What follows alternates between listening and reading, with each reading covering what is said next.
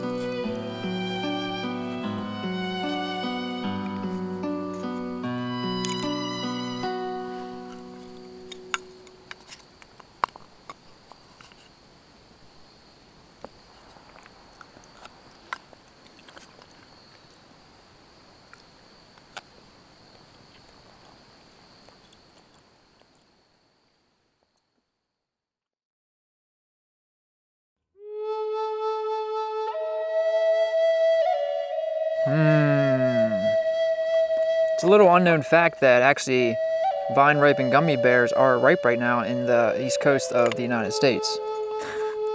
I'm just kidding. So this is just another relaxing, therapeutic video for me to film and for you to watch. Let's take a look at the wood though. What we started with, tulip poplar. And this is dry wood, but I chose tulip poplar just because it's really, really easy to carve even when it's dry. And you can spend as much time on these really simple chopsticks as you want. You saw me pull out the Swiss Army knife and just start taking really quick, shallow cuts, trying to round it off, smooth it off as much as I could. I don't know if I'll keep these. I'll probably leave them in the forest, but just a fun little project. You know, if you're eating a meal and you forget a utensil, if you're eating something, noodles or pieces of meat, big vegetables, whatever, chopsticks really easy to make and ridiculously handy. I think I actually might make a pair of these that I'll keep, and I'll use nicer wood than tulip poplar, a hardwood, but nonetheless, I enjoy the day out in the forest. So as always, thank you for watching. Thank you for your support to our patrons on there. Thank you. Till the next video, this is Krik with Black Owl Outdoors. Be sure to go out and enjoy the forest. She's waiting for you.